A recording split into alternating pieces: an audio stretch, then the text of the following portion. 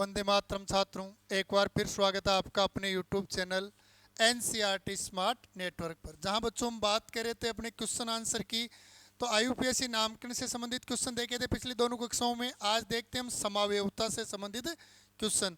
तो देखो, समावयवता में अपने को जनरली इतना ध्यान रखना है, समावयवता मतलब समावयवता की बात करें तो नॉर्मली कोई भी ऐसे पदार्थ जिनका अणुसूत्र, जिसे हम संरचना सूत्र कहते हैं, अणुसूत्र या संरचना सूत्र क्या होना चाहिए? समान। अणुसूत्र और संरचना सूत्र बोल दो, जो तो होना चाहिए आपके समान। और गुण धर्म जो होते हैं, भौतिक और रासायनिक गुण क्या होने चाहिए? भिन्न। भौतिक एवं रासायनिक गुण क्या हो? भिन्न। वो आपके समावयी होते हैं। तो अब यहाँ समावयवता से संबंधित कुछ क्वेश्चन देखते हैं हम। तो उन क्वेश्चनों में सबसे पहले क्वेश्चन लेते हैं। इसमें हम सबसे पहले देखो एक क्वेश्चन लेते हैं, साइक्लोपेंटेन के लिए कितने डाइक्लोरो व्युत्पन्न संभव है? साइक्लोपेंटेन के लिए कितने डाइक्लोरो व्युत्पन्न संभव है? साइक्लोपेंटेन, साइक्लोपेंटेन के कितने, पहला क्वेश्चन है ये अपने, साइक्लोपेंटेन के कितने डाइक्लोरो व्युत्पन्न, डाइक्लोरो व्युत्पन्न संभव है? डाइक्लोरो व्युत्पन्न संभव है, यह आपको देखना है। तो देखो, डाइक्लोरो व्युत्पन्न मतलब आपको व्युत्पन्न शब्द यानी आपको साइक्लोपेंटेन की क्रिया क्लोरीन से करवा के और डाइक्लोरो बनाना है, और उसमें कितने डाइक्लोरो व्युत्पन्न संभव है। तो बच्चों, डाइक्लोरो व्युत्पन्न की अगर हम बात करें डाइक्लोरो व्युत्पन्न की, तो देखो डाइक्लोरो व्युत्पन्न में सबसे पहली चीज तो आपके डाइक्लोरो ये डाइहैलाइड तीन प्रकार के होते हैं। एक जेम डाइहैलाइड, एक होते हैं आपके विस्निल या सान्निध्य डाइहैलाइड, और तीसरे होते हैं बच्चों आपके एल्फा ओमेगा डाइहैलाइड, एल्फा ओमेगा डाइहैलाइड। ये तीन प्रकार के होते हैं अपने। तो इनमें कुल मिलाकर तीन प्रकार के हैलाइड बनाने हैं आपको। तो देखो, जेम डाइहैलाइडों की बात करें तो जेम डाइहैलाइड वो होते हैं जिनमें दोनों हेलोजन क्या हो? एक ही कार्बन पर। इसमें दोनों क्लोरीन या हेलोजन, दोनों हेलोजन एक ही कार्बन से जुड़ा हो, एक ही कार्बन पर जुड़े हो, वो होता है जेम डाइहैलाइड। अगर विस्निल या सानिध्य की बात करें तो दोनों हेलोजन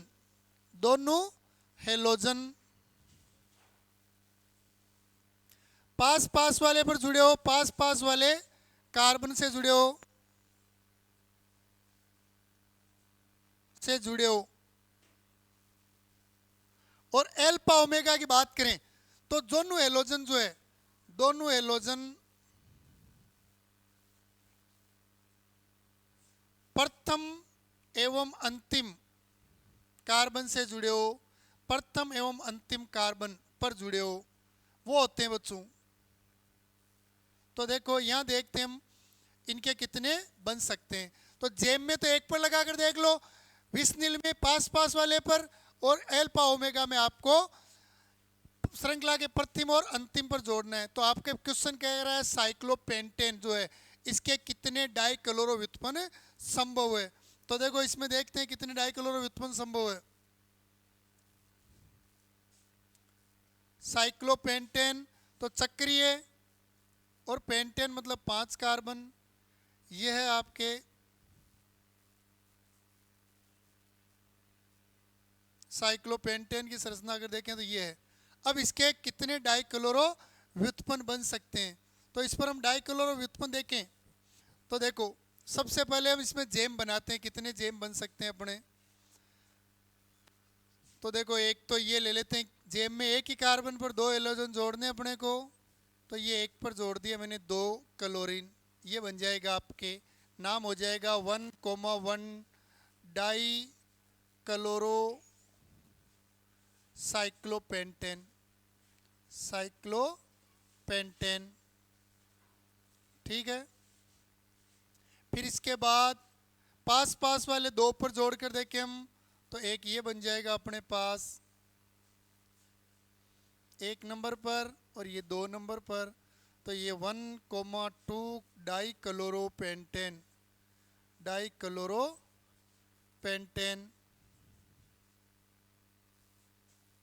ये 2 बन जाएंगे।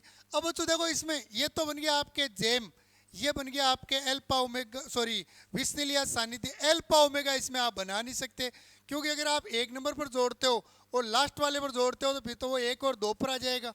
तो इसमें ये अपने 2 बन गए साइक्लोपेंटेन के, 1,1 डाइक्लोरोसाइक्लोपेंटेन और 1,2 डाइक्लोरोसाइक्लोपेंटेन। तो साइक्लोपेंटेन के 2 डाइक्लोरो व्युत्पन्न क्या है, संभव है।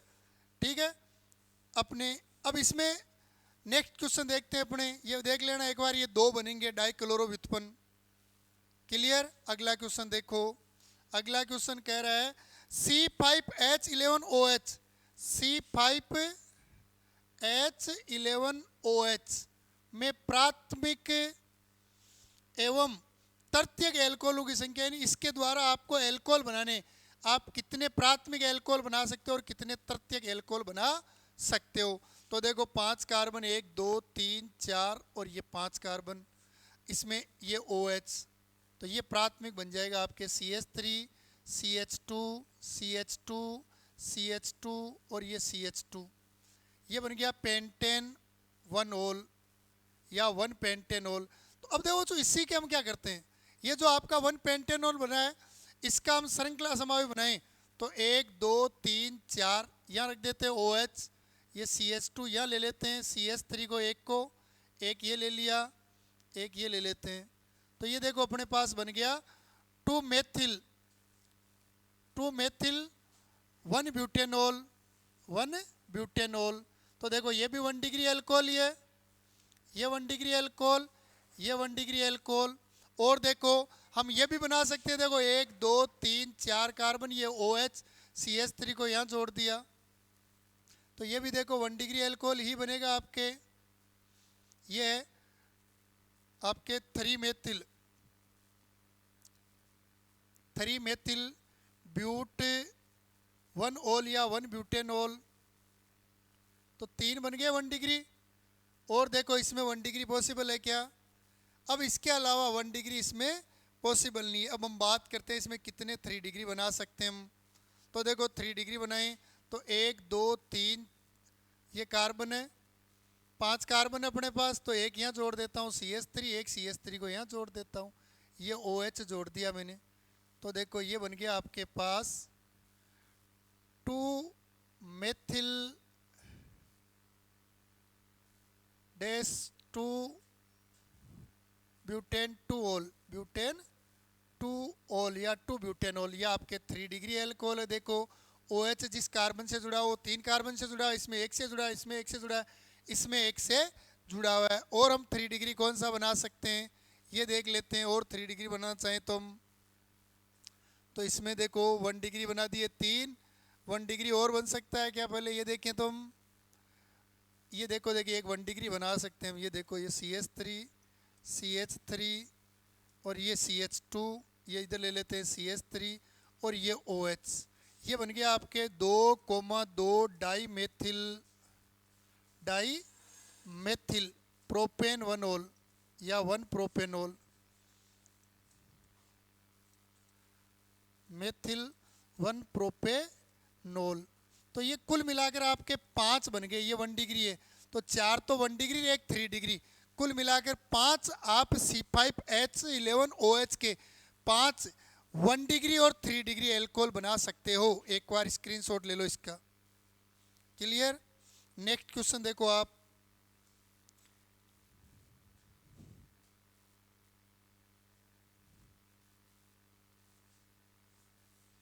अगला क्वेश्चन देखते हैं हम। अगला क्वेश्चन दिया हुआ अपने पास, कह रहा है ये आपको एक यौगिक दिया हुआ है CH डबल बॉन्ड, उसके आगे लिखा हुआ है, सॉरी त्रिबंध है, फिर C सिंगल बंध CH, फिर डबल बॉन्ड CH, इसके आगे लिखा हुआ आपके वापस सिंगल बंध C, ट्रिपल बंध C, आगे CH डबल बॉन्ड CH2। कह रहा है इसके कितने, 1 मिनट देखो क्वेश्चन देख लेते हैं, 1 2 3 4 5 6 7 8 कार्बन, यही है अपने पास। तो कह रहा है इस यौगिक के कितने निम्न यौगिक के ज्यामितीय समावियों की कुल संख्या कितनी होगी, इसमें आप कितने ज्यामितीय समावि बना सकते हो। तो बच्चों ज्यामितीय समावयव बनाने के लिए आपको द्विबंधित sp2 संकरित कार्बन देखो और उस पर जुड़े हुए समूह जो है वो देखो आप, वो क्या होना चाहिए अलग अलग। तो देखो इसमें 2 हाइड्रोजन है, जबकि इसमें एक हाइड्रोजन और एक क्या है अलग अलग है। ठीक है, यहाँ देखो ये sp2 संकरित कार्बन है, ये sp2 संकरित कार्बन है, इस पर एक H है और एक CCS3 है, इस पर एक H है और एक आपके ये CCS3 ये है। मतलब देखो यहाँ तो बना नहीं सकते इसे, डबल बॉन्ड वाले में तो ज्यामितीय समावयवता बनेगी नहीं, यहाँ बन सकती है ज्यामितीय समावयवता।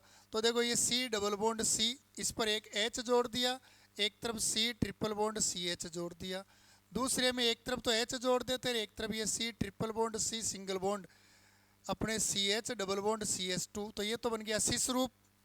अब इसका हम ट्रांस रूप बना सकते हैं। तो देखो इसका ट्रांस रूप बनाए हम, तो अपने ट्रांस रूप में एक मिनट, तो इसका ट्रांस बना देते हैं।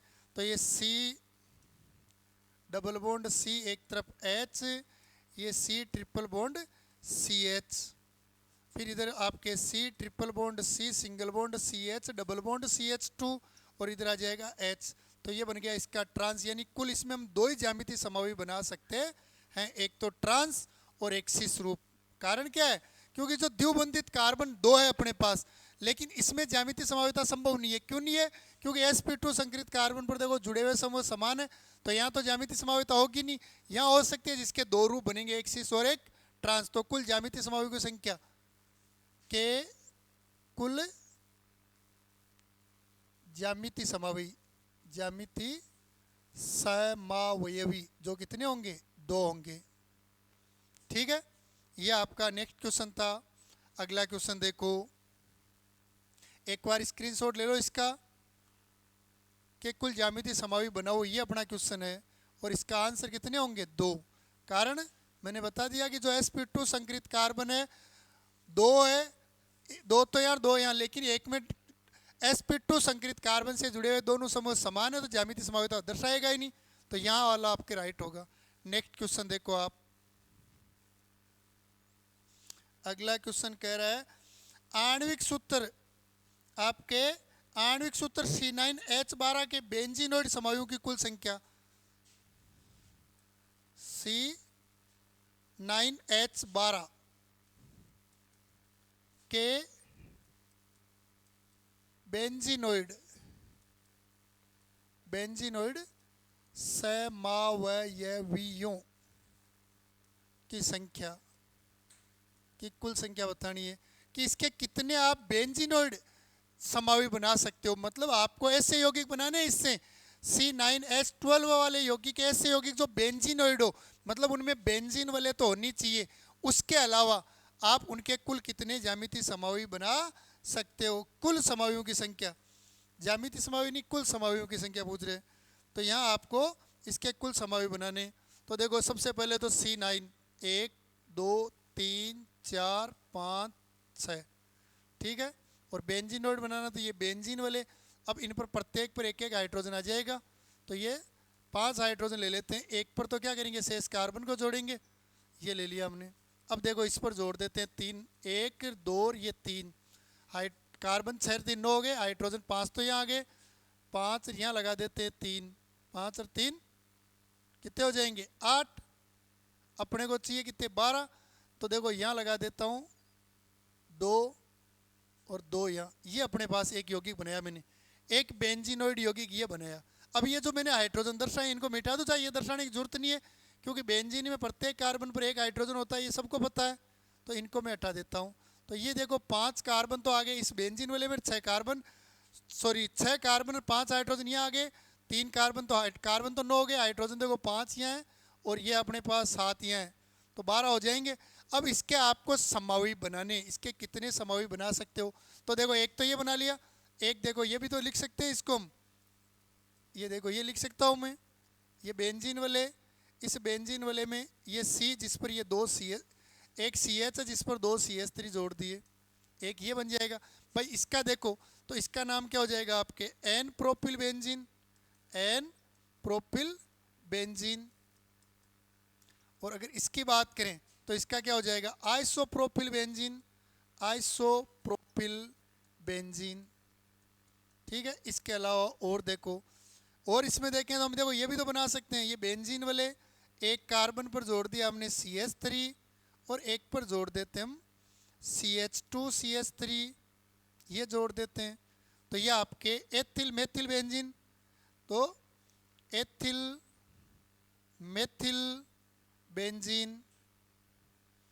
ठीक है, इसके अलावा देखो हम ये बना सकते हैं इनके, चलो IUPAC ही नाम लिखते हैं एक बार ताकि समझने में आसानी रहेगी। पहले एक काम करते हैं, संरचना बना लेते हैं फिर नाम लिख लेते हैं। तो 3 तो ये बना दी, देखो हम ये भी तो बना सकते हैं, ये बेंजीन वाले एक में CH3 को यहाँ जोड़ देते हैं, CH2CH3 को यहाँ जोड़ देते हैं, एक में CH3 को यहाँ जोड़ देते हैं और CH2CH3 को यहाँ जोड़ देते हैं। कितने बना दिए हमने? 3 और 2 5 तो बना दिए। इसके अलावा देखो एक ये बना सकते हैं हम, ये बेंजीन वाले इस पर 3 कार्बन को ऐसे जोड़ सकते हो आप, CH3 CH3 और ये CH3। ठीक है, कितने? 3 और 3 6 हो गए। एक ये देखो ये बना सकते हो आप अपने,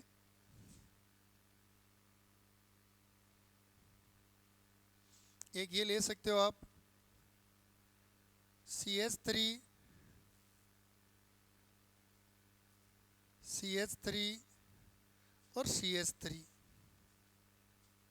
ये बन जाएंगे अपने पास 1 2 3 4 5 6 और 7 बना दिए। देखो सातों के नाम अलग अलग है। कैसे? देखो इसका नामकरण करें हम तो इसका हो जाएगा 1 3 5, 1 2 3 4 और 5, तो 1 3 5 ट्राई मेथिल बेंजीन। ठीक है, अगर इसकी बात करें तो 1 2 3 1 2 3 ट्राई मेथिल बेंजीन।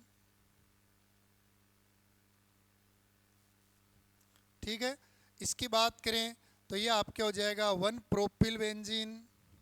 1 प्रोपिल में इसको देखो थोड़ा कोष्टक में लिख देता हूँ मैं, कोष्टक में ऐसे लिख देते हैं, 1 के कोष्टक में लिख देते हैं N प्रोपिल, यानी आपका प्रोपिल जो सीधी श्रृंखला में N प्रोपिल बेंजीन। अगर इसकी बात करें तो 1 ये देखो इसमें लिख सकते हो आप आइसोप्रोपिल बेंजीन, आइसोप्रोपिल बेंजीन। इसकी बात करें तो देखो ये एक कार्बन, ये 2 ये 3, तो 1 ethyl 3 methyl benzene, 1 ethyl 3 methyl benzene. यहाँ देखो 1 और 2 ये हो जाएगा 1 ethyl 2 methyl benzene, 2 methyl benzene.